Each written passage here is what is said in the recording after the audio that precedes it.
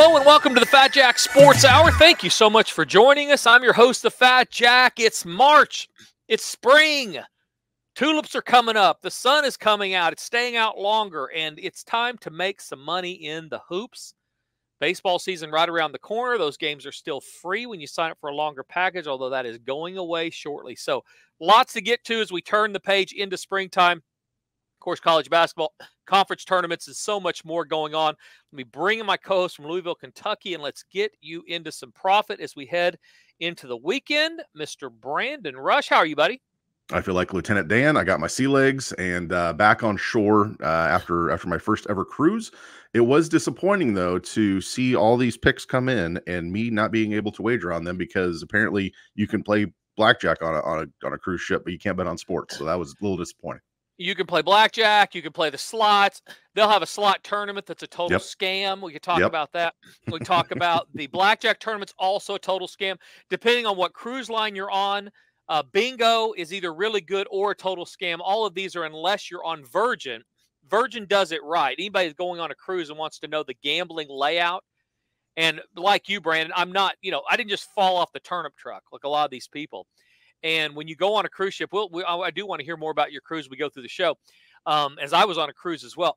But if you're out there and you're gambling on these things, things to know. No sports gambling under any circumstances on these boats right now. Most of them, when they have contests or types of giveaways, they are an absolute ripoff. I don't know if you checked into that on your boat, but I did on this one again. This is now 2 in a row that it's been a ridiculous thing. It was $35 to sign up on a slot tournament. $35 to sign up. It's an hour or not. You go through. You have to have the top X amount of points to then move to the finals. You get to the finals. It's a winner take all $500. So they've been running preliminary rounds the entire ship. Sometimes 20, 30 people at a time, day after day after day, to make the finals. You make the finals and then you make $500 one time. So how much money are they making on this thing? Right. I mean, there's 100 people, say 35, and it's more than that, but $3,500, they're paying $500 back. Now they would tell you, well, we have if you win this $500, you get the opportunity to go on a cruise later in the year to win $100,000 guaranteed. Oh, by the way, you have to pay for your own cruise. I mean, Brandon, right. Being a professional gambler, I lose my mind. Anymore, I can't even hardly walk in there because they basically, and I want to go over and tell these people that are playing these things, you're an absolute idiot throwing your money. Don't do that. I understand that you may not win, but just on principle alone, don't encourage their horrible behavior on these stupid contests. So that was the thing. Let me give the numbers out and the website out. We're going to talk about college basketball. Obviously, we're heading into conference tournament time. And then, of course, March Madness right around the corner. A lot of reasons to get signed up. Triple Crown coming up in the next month or so. Baseball's free. Triple Crown's free when you sign up today. That will not be the case going forward. So go to FatJackSports.com. Get signed up today. I'm not giving a number because there is no number, but go to FatJackSports.com. You can get the weekend package for $99 through Monday. You can go through March Madness. It's less than $100 a week to make money all month long into April. That includes the first part of baseball season for you for free. Go through the NBA Finals. It's about $65 a week or less to make money through the NBA Finals. Again, you sign up today, you get baseball for free, Triple Crown races for free, and that's the middle of June. Go through next year's Super Bowl, either football or combo. You get all that stuff for free, and you can pay out the service fee for up to over 7 months today. After this weekend, that goes down to 6 months. So your monthly payments will be more. You'll be paying more for exactly the same package. So whether you play basketball or not, waiting to sign up will cost you more than it does to sign up today. We do this intentionally. I don't want you to wait until September, sign up for the month, even though I make more when you do that. I don't want you to do that because then when September ends, however you did, whether you made 40 games of profit or lost 4 games of profit, whatever it is, you have to make a decision for October that will ultimately probably determine whether you're going to end the year winning betting on sports or not. Where guys that sign up now, they are going to win money this year betting on football and basketball and free baseball. That's going to happen if you sign up now. And by the way, they're paying the lowest rate of the entire year. Been doing this for over 25 years. None of this is by chance. Prices are all determined years ahead of time to encourage guys to sign up for the longer packages so they will make money over the year, not just over the weekend. Go to FatJackSports.com, get signed up today, and win. Brandon, so tell me about, what did you like about the cruise? What did you not like about the cruise? Talk to me a bit about that.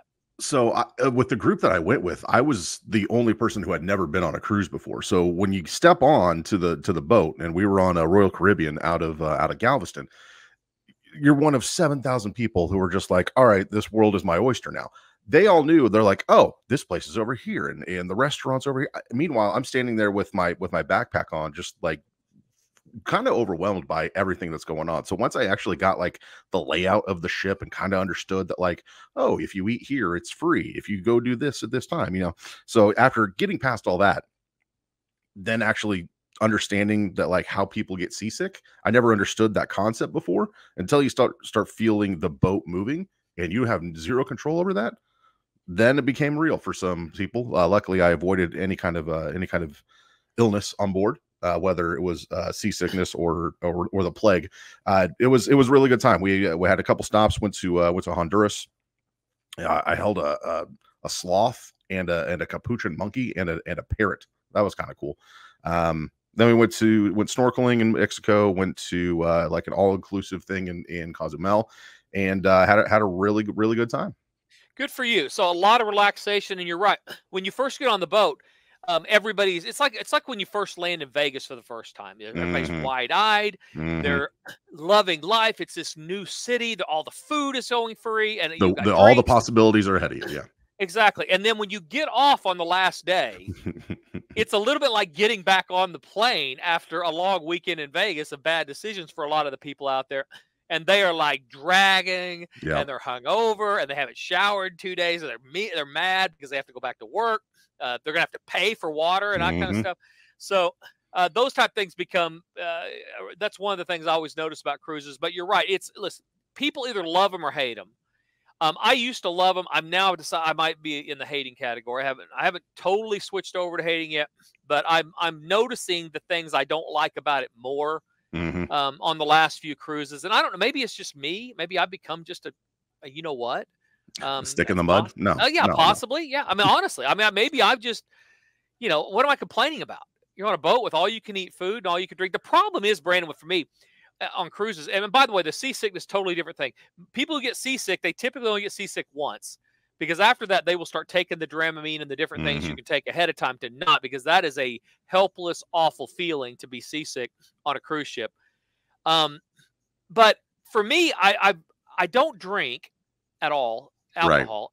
Right. I don't eat a lot. I used to eat a lot, so I love that. Now I don't eat a lot.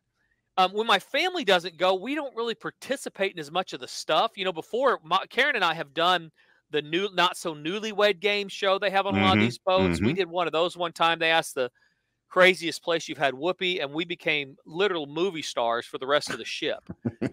Because you were honest.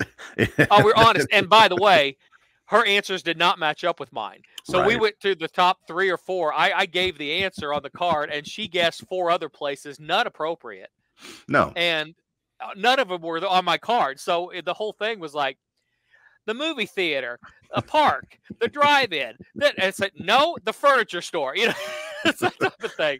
It was a quiet day at Putt Putt. Exactly. Yeah. With the bridge with the windmill, unoccupied, and we had only been going out a month. So that type of stuff. By the end of the cruise, we're like, dude, you guys are awesome. They know it was literally 20 years ago, whatever. Sure. My kids were mortified at the time; they were in high school, but. Yeah, one of those. So we used to participate in a lot. It was a lot of fun. Now I can't eat a lot. We still don't drink. If you don't participate in the activities, you're just around a bunch of drunk fat people that are just trying to gorge themselves on everything and stay by a pool that's smaller than the pool in my backyard. So I don't know. It's probably me, honestly, because the things that people really enjoy there, I now am not doing any of that. Right. You're not imbibing in every opportunity available to you. So yeah, I can see how that would happen. One thing that I noticed is I don't dislike kids. I dislike kids who aren't civilized. And I get there's a point of being a kid, but at the same time, if you're taking your kids on a boat, you can't have a full vacation because you then have to worry about your kids, or you go and have a full vacation and your kids are absolute hellions. Well, that's what's happened, and you'll see that in all the boats. That's the other good thing about Virgin. Virgin does not allow children; they're adults only. But you go on the boats, and yeah, you'll have that group of kids. And I don't listen. I'm not profiling, but a lot of times they're from South America.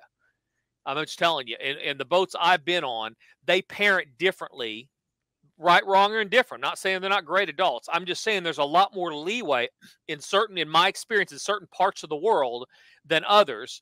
And that freedom to let your kid freak flag fly is much more prevalent in certain parts of the world.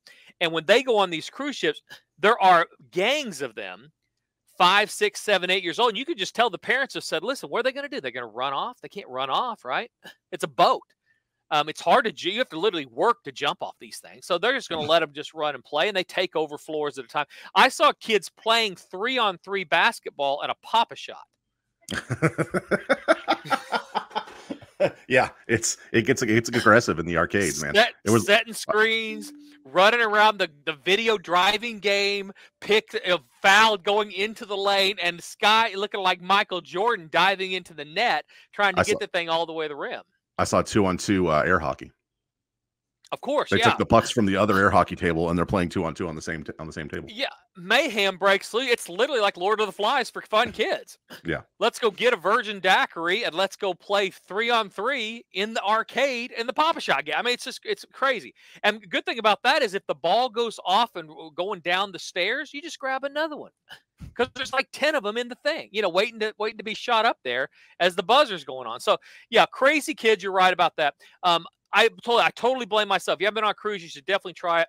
A lot to like, especially if you like to drink, like to eat, like to go to a lot of different places. My next cruise will be, my son's getting married in late April in Portugal. And on the back end of that, and I highly recommend this, if you're going overseas and want to see a lot of places. And by the way, people are like, what the heck is this show? What is he doing? What is this idiot talking? Why is this on a sports talk radio station? That's just a sports talk. What's this jackass doing? Tell me about sports. We are going to get to sports. I'm going to have so much sports after I finish this that you're going to be so sick of sports by the time we get the break. You're not going to know what to do with yourself. Going on a cruise overseas, an MSC cruise, not MSG. I was corrected on that.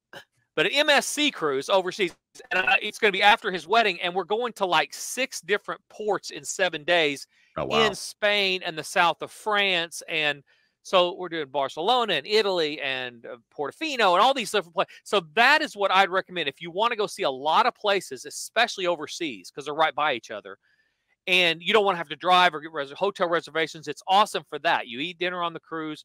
And we did this to Greece, but you eat on the cruise, you then get off at the port, you go experience all the thing that port has to offer. You get back on, you sleep in the same bed, you don't have to drag your luggage around, and then go to the next one. And the prices are comparable to what you get going to the Caribbean. So I'll give a report after that. We get back, actually it'll be first part of next year. So follow me on Instagram at FatJackSports or on Twitter at FatJackSports, and I'll put up more during those cruises at that time, simply because I know that we don't have the show to bother people with on that. So go get signed up today, FatJackSports.com. Basketball, Brandon, we're turning into March Madness. The conference tournament's coming up, and I've been looking through some of the numbers to win some of these conferences and some of the tournaments and those type things.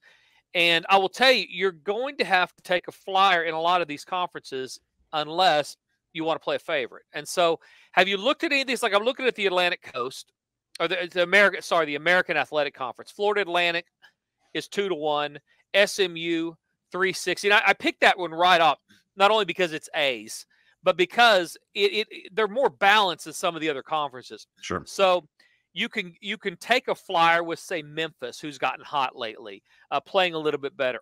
And they're 6.5-1. And you don't have to beat great teams. When you get these conference tournaments, the problem becomes is to win a conference tournament and not be the favorite. We'll talk about the Big 12 in a minute, because I do think there's some value there playing against Houston. But some of these other tournaments, you really have to get your one team that's underperformed really lucky, or have somebody else that's underperformed really lucky to beat a dominant power like UConn or like Purdue, one of those type teams. So Have you looked through any of these conference tournaments and seen anything with some value that strikes your eye? Well, I mean, the first one that you mentioned, you look at Florida Atlantic, a team that went to the Final Four a year ago. I think a lot of people will just sort of blindly back that if they're looking to get into anything. And a team like SMU is streaky enough, and I think good enough to pull off a conference, a few wins in the conference. And like you said, with our futures bet for the Super Bowl, you don't have to win the thing. You can just get them in a position to where they get in the finals. You hedge against them, and then you win either way. But I really like that SMU team. They're a tough little squad. Is there any value in the Big East betting against UConn? You know, they have, that conference is full of really good teams. And the perception, I always try to look at perception versus reality going into the tournament. So where can you find a team? Well, I'll go back to Baltimore to win the Super Bowl. The perception was when I bet them, this team still lost. Lamar Jackson hadn't played in the latter part of the year before. He had contract issues. There were a lot of perception things that people like to focus on with the Baltimore Ravens and not look at the reality of, his contract's going to be worked out. They're going to add 2 or 3 pieces to a great defense and get some other receivers. So there were 3 or 4 of the reality things nobody wanted to talk about that, in my opinion, offset the perception of what Baltimore was. So I'm always looking at that. So when you look at conference like this, I think you look at UConn, they're minus 125, so a heavy favorite to win the Big East tournament. But they get teams like Marquette. We have a lot of listeners up in Wisconsin, and Creighton. Trey Alexander playing for Creighton, who is actually a Heritage Hall graduate. I watched him for the time he was a freshman in high school. Could not shoot the ball at all. Well, like Brady Manick also. I watch these kids in high school. Brady Manick from a few years ago played for Tecumseh or somebody small, who's now playing overseas. Those 2 players, Trey Waters, I wasn't a good shooter at all, but of course he was 15.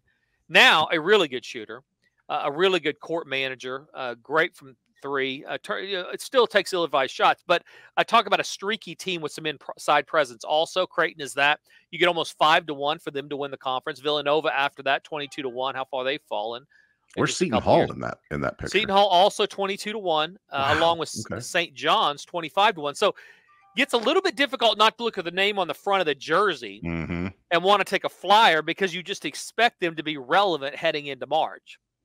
But which of those, if you're talking about the Big East, first of all, do you think there's any chance any of them could beat UConn? They've been really dominant, not only in conference, but most of the year. But as I said, a lot of these other teams, you're getting good value on that if they were in any other conference, would be really, might be favored. I mean, they would definitely be up there. So which of those you like? Anyway, 125 is not that steep of a price, though, when you look at some of these other conferences, especially for a team like UConn that is, 3 losses on the year, and then 1 of them or 2 of them have been to ranked teams, Kansas and Creighton, one of the only teams that beat them. Seton Hall beat UConn early in the year. That's a team that's not that far behind them in the conference. I think they're only 3 games back, coming into to the weekend. I got a weird feeling about Seton Hall, just because they have that win over UConn already. They're starting to play a little bit better, I think. And Marquette is probably the obvious answer. But if I had to pick one today against UConn, it would be Seton Hall, just because they've been playing better of late. And like I said, they already have that head-to-head win against UConn.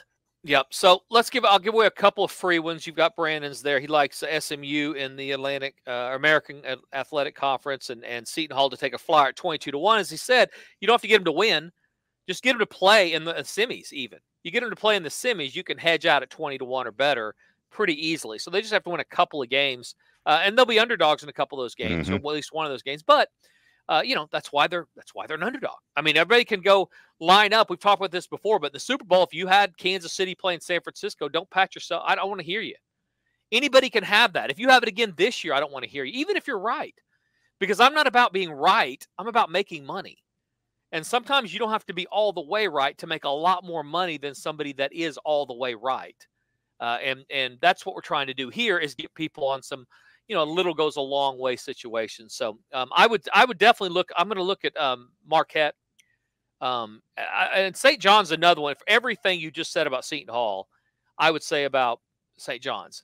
They're a good mid-range jump shot shooting team. They don't have to shoot the three all that well. They have a lot of players that can shoot mid-range jumpers, and they can get really streaky at the right time. So And if I Rick would say, Pitino wears white every game, look out.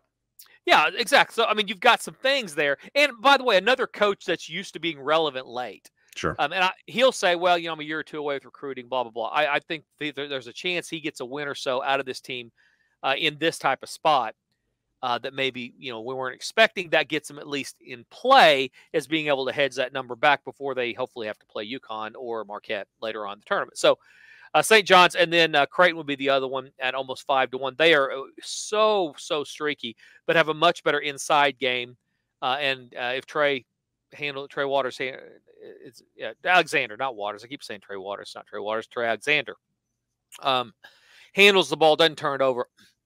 Tricky Trey Alexander can will that team to a win or two that they're not supposed to have either. So those would be a couple out of the Big East. Out of the American Conference, really not a great feel either way. I would probably go ahead and play Florida Atlantic as a favorite if you made me play. If they're 2-1 and they're the favorite, and they know how to get there at the end. But you're right, some streaky teams in that conference as well. Go to FatJackSports.com, guys. You want to make some money? Now's the time. So much better rates than you're going to get in a month or 2 months or 3 months. You get baseball season for free. That is going away. You get the Triple Crown for free. That is going away. You can pay the service fee out over 7 or 8 months. That is going away. Lots of reasons to get signed up. Same exact picks, same exact packages, just you pay less for them to make a decision now to win this year betting the games. Hey, it's Brandon Rush from the Fat Jack Sports Service. If you want to stay in touch with everything related to the Fat Jack, follow us on all the socials: Facebook, Twitter, Instagram, Snapchat, TikTok, you name it. We are there at Fat Jack Sports. You can also watch the Fat Jack Sports Hour on YouTube every weekend. Plus, see funny clips from the show, see Jack's appearances on the nationally syndicated TV show Beat the Odds. Stay connected to the Fat Jack at Fat Jack Sports on all the socials and on YouTube.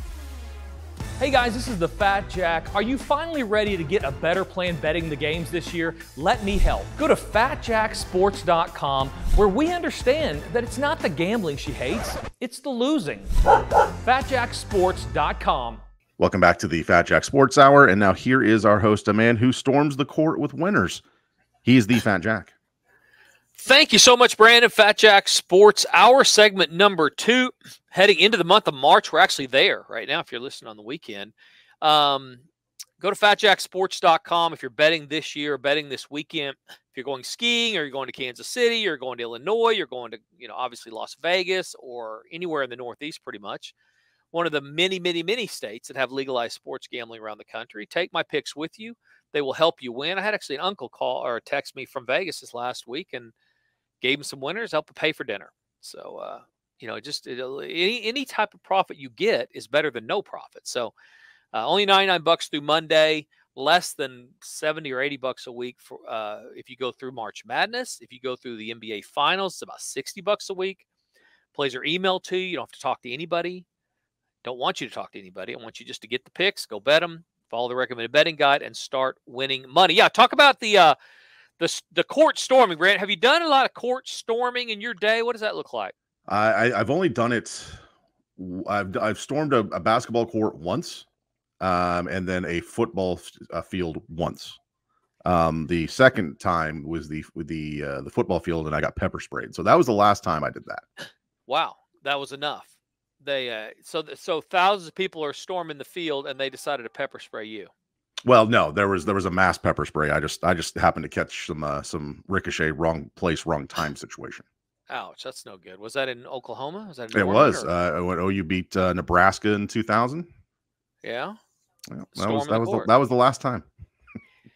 I don't know if it's proudly. I can just tell you that I have never in my life. You saw the video on Instagram when I won about $50,000 in the Super Bowl. You put it up actually, or you took the video. I leaned forward as we're in overtime, and they throw a flood route. And I analyzed the video later, and I thought, what? Do you have a soul? I asked myself, do I have a soul? Is there a soul in my body? Are you capable of experiencing joy? Am I capable? Thank you. Exactly. That's what I thought. I thought, are you capable of happiness? Is that 50K coming my way on a flood route on the last play? Super exciting. If you had Kansas City in the under, which we did, there couldn't have been a more exciting moment, right? I mean, all the way down, it could have been easier, and it was easier for a long time. But as far as excitement goes, you get down to the end, there's one play. If they don't get it, you're going in overtime. You might lose both. I mean, there's a whole thing that this crescendo to this moment. My reaction was to lean forward. They completed the pass, lean backwards, and look at my tickets and give a little half Mike Learman thumbs up. Which you gave it a little Shooter McGavin finger gun too. Little Shooter McGavin, a little nothing. I thought that for that much money in that situation, that's all you've got. So it probably won't surprise anybody who saw that video that I have never in my life experienced a level of joy or happiness at a sporting event that felt it necessary on any level to jump over a railing, run onto the field, and celebrate with other human beings. That it is not something that I've ever done and never thought about doing. I'm trying to think if there's ever been a moment that when's the last time I got super excited? It's been a while, Brandon. I mean, it's in a gambling or a cheering standpoint. And I'm not bragging about it. I'm saying that it literally something in my soul is probably dead. No, I think it's just situational awareness. One, you're not exactly like, oh, I need to be where 60,000 other people are right now. Also, two, I think that it's a risk reward type of calculation that goes on in your head. You'd be like, yeah, it might be cool for 4 seconds, and then you realize you might get pepper sprayed. So those things kind of weigh out, and your brain sort of takes over. I also think too, as long as you've been as deep into sports betting as you have been, that bit of fandom has been removed from your soul, and you now are, you've moved on to the next game, because again, you have the sports betting mentality, the proper sports betting mentality that, yeah, this is one game, we move on to the next game. Hey, there's a game kicking off in 30 minutes. So and that is exactly right. Yeah, because of that, you don't get so excited over one win. You don't get devastated by one loss. So, and my clients benefit from that for sure. Everybody out there that follows me benefits from the fact that I don't ride the highs. I don't ride the lows. I am in this. It is all business for me. It doesn't make, and I've said that before, when I get off the plane in Las Vegas, I used to get that same adrenaline rush and kind of tingly feeling of excitement and optimism and hope and just joy that most people get when they hit Sin City. Now it's like going to Cleveland. I mean, it's someplace I just don't nothing. Yeah. I've been there, done that. I'm here. It is a business trip. It's like I'm going to Dayton, Ohio to sell mufflers because I am there for the money. By the way, I'm sitting on the back of my yacht right now looking at this island. I think there's a topless woman over there. That is not legal. She's 150 yards. Karen, is this woman topless? I mean, they've got rules over there, but I'm not sure they're following them. So anyway, but yeah, so that is definitely over there. We got topless people on the beach over here, Brandon. There's going to be a officer that's going to care about that. So they better put their clothes back on a Tuesday. But yeah, I don't ride the highs. I don't ride the lows. It helps long-term gambling, but you're right. Removed is the right term. That level of joy or excitement or the pain and anguish that most gamblers and most sports fans, having nothing to do with the gambling, but more to do with sports, that they feel following their favorite team. It has been hardened over or scarred over or removed because for the survival and longevity of my business, what I do well, there's no place in it for that. Emotion is not a thing if you're trying to make money long-term in betting. If you know what you're doing, emotion is kryptonite. If you don't know what you're doing, it might get you, you get back to even before you get on the plane going home. Right. You made a whole weekend of bad choices, and by gosh, it's got to be red. It hadn't been red in 3 hours. It's going to be red. Let's bet it all. And it's red, and now you're even. That's an emotional play. I'm that way, like playing table games. Like if I'm playing blackjack, if I'm playing craps, something like that, I don't get overly excited over like a massive hand or something like that, just because, hey, there's another hand coming. Plus, to that point too, I've known you 20 years. I don't know who your favorite teams are. I don't think you have that emotional attachment to a team that if that team were to win would then trigger whatever in your brain to be like, hey, I need to go celebrate with those people. Yeah, I don't. It's evolved the wrong way over 25 years. I used to care a little about Oklahoma. Growing up in Norman, Oklahoma, with Barry Switzer and Billy Sims and Thomas Lott and all of that whole group, Brian Bosworth back in the day. Those guys, I was a child in that town, so I sold Cokes at that stadium when I was little. So that there was some level of that. But I always played. I wasn't really a fan. I played all the sports too, and so I was more about what I was doing. But yeah, that has gone the wrong way over 25 years. And when I'm asked, and I get asked, who's your favorite team? It's whoever I have money on, is my answer. It really is. I mean, my favorite team today is whoever we have money on. Yep. So it might be Wright State tonight. I mean, could be Canisius. I could be a huge Canisius fan. Utah Valley State. That's right. But tomorrow, I'm not going to care at all about Utah Valley State or Canisius. I'm going to move on to whoever's next. So, listen, I guess the point here is go to FatJackSports.com.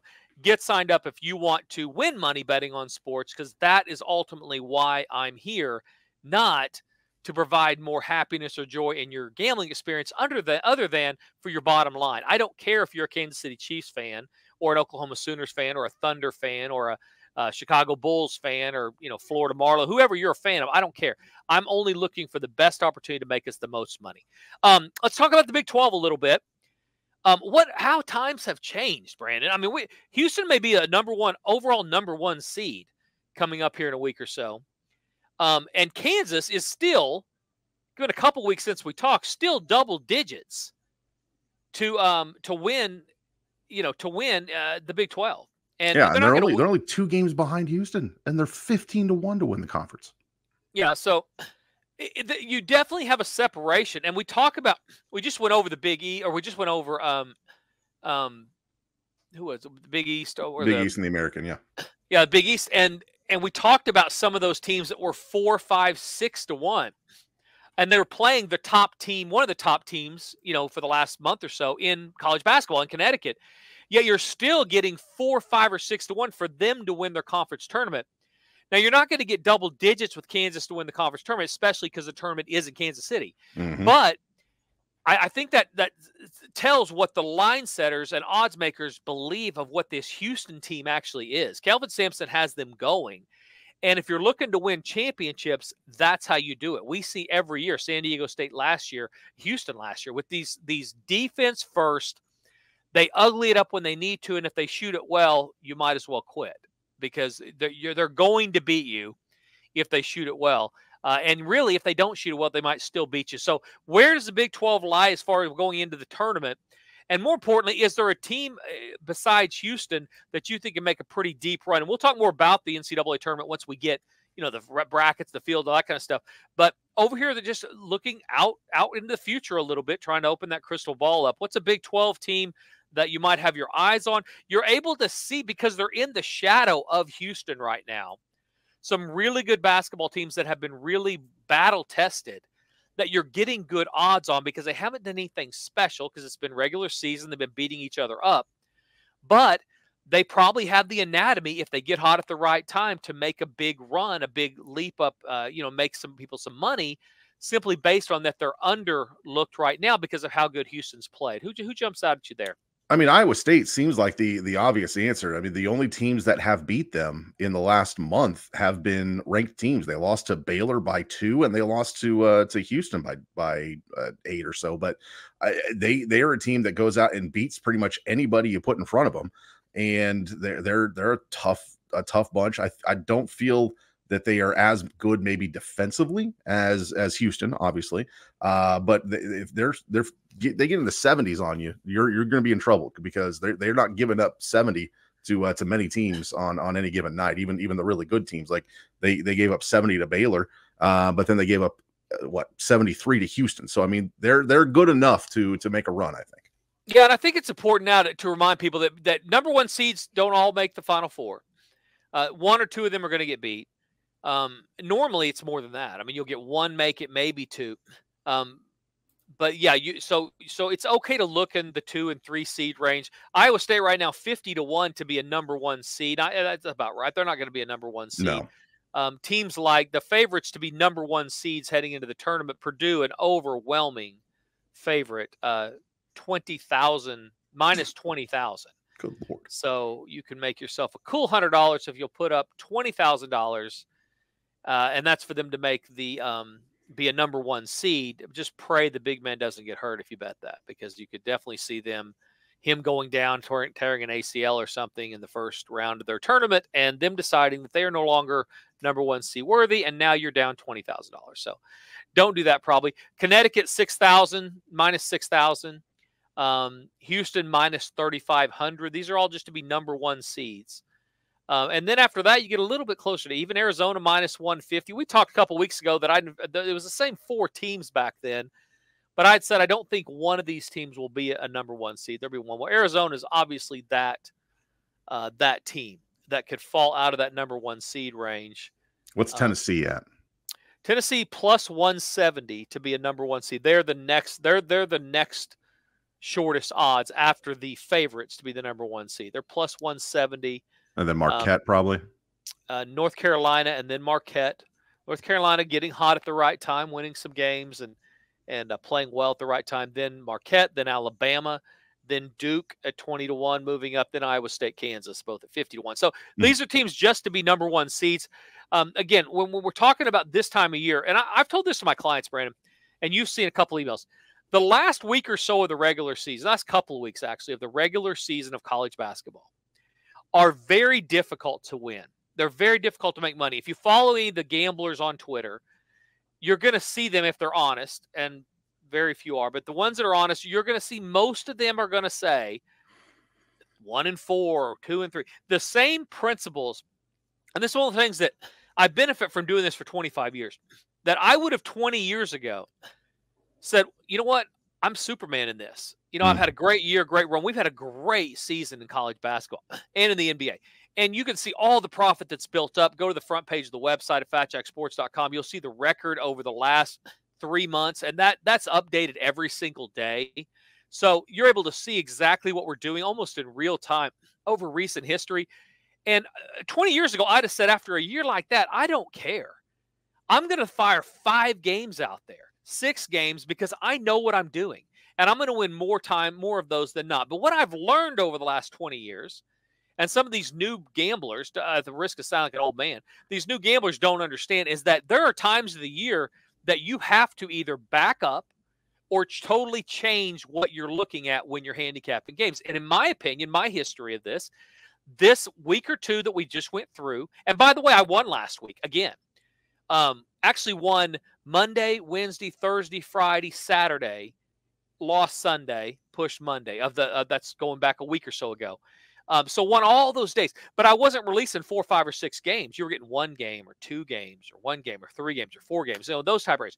That's because, Brandon, these last week or so, and this week would be included in that, it becomes a little more difficult because the same principles that have applied to make money leading up to this point don't always pay off over the last week or so before we hit the conference tournaments. And it's the same way kind of in the NBA. When you right before and right after the All-Star break, you kind of get some guys maybe mentally checking out a little bit. They're starting to hit that rookie guys are hitting that rookie wall.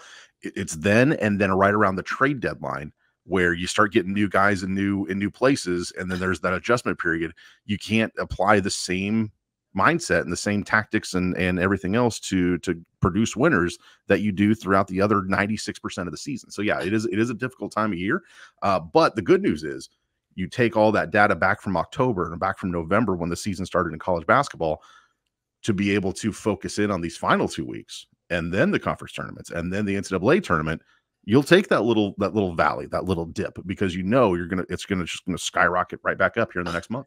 And if you're with me, it's normally not a valley. Like I say, we're building profit. It's smaller profit, but we're building profit right now. Won last week, fully prepared to win this week. So if you want to win long-term, get with somebody who knows what they're doing for a long period of time. Hey guys, this is the Fat Jack. Are you finally ready to get a better plan betting the games this year? Let me help. Go to FatJackSports.com, where we understand that it's not the gambling she hates, it's the losing. FatJackSports.com.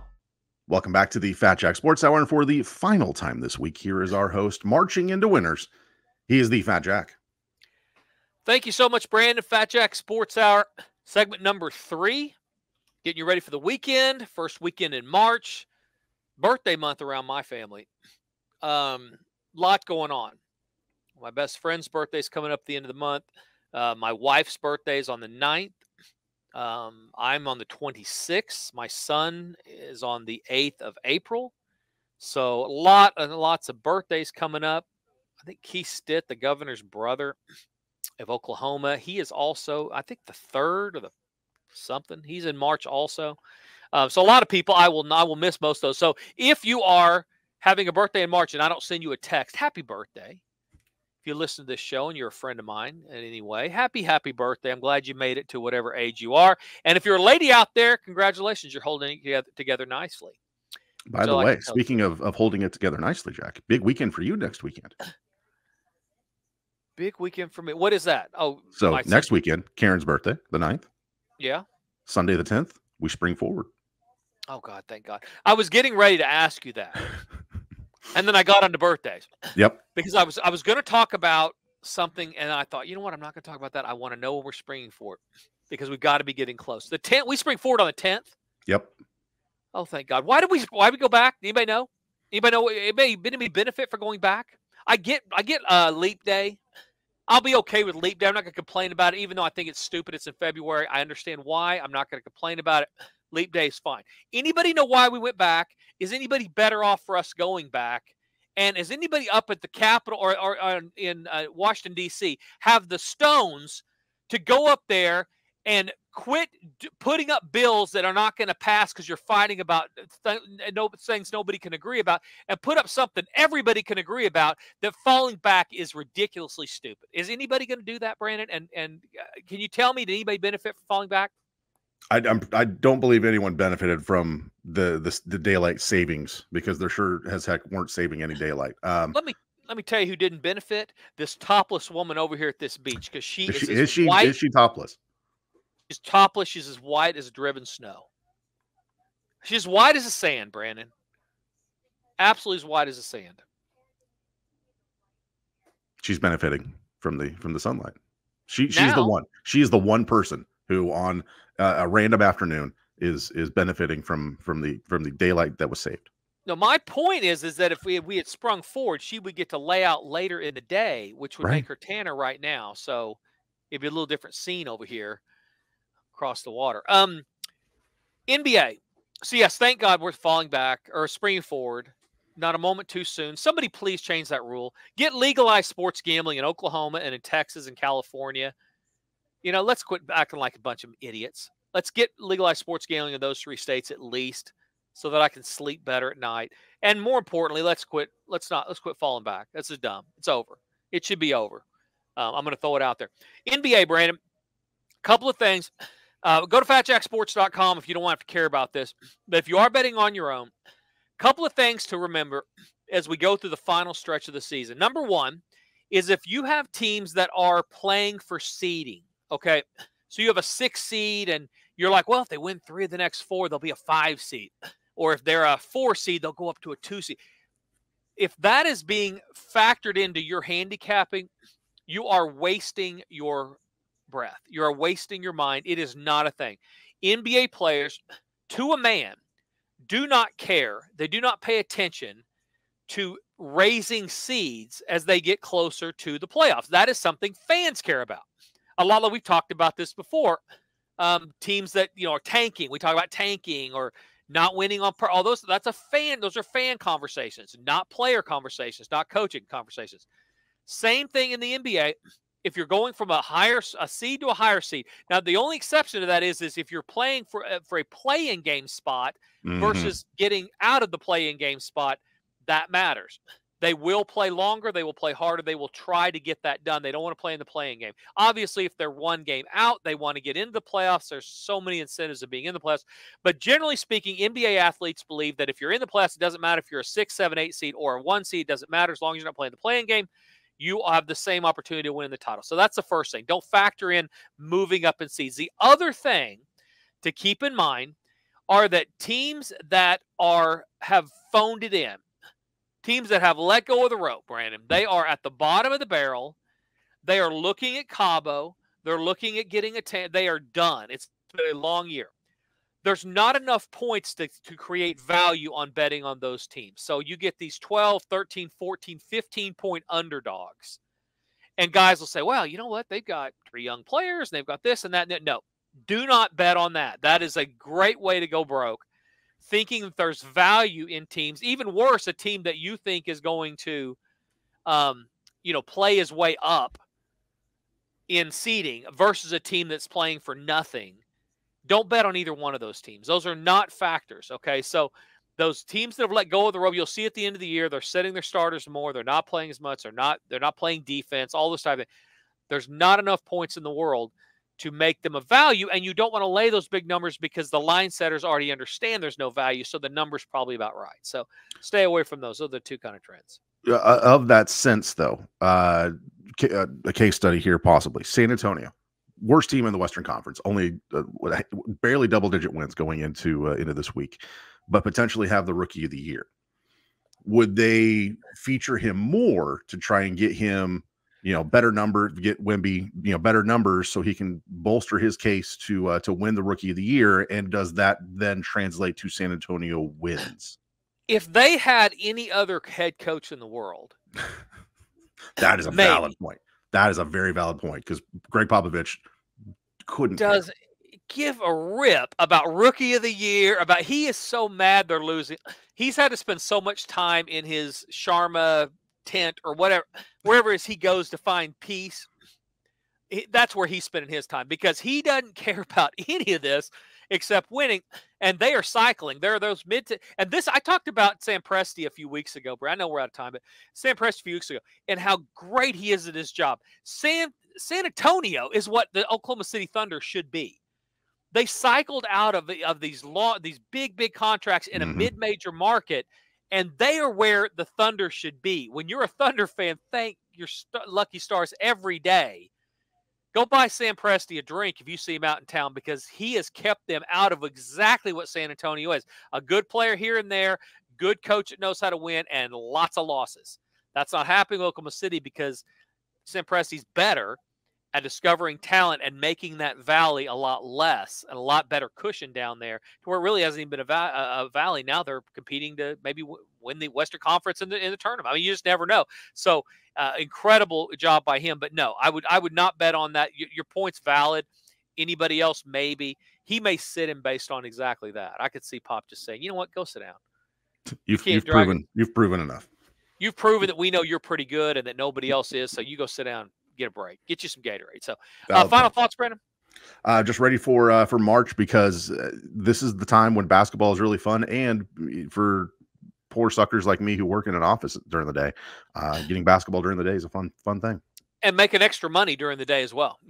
How can you not like that? Nice to be 4-0 by the time we hit mid-afternoon nap time, yeah. And which will happen a lot. We'll have a lot more plays coming up in the month of March. The elite plays, we'll have a bunch more of those plays as well. That's a big month for elite plays, generally speaking, and a great time to get signed up before we hit all of that. Go to FatJackSports.com and don't miss out.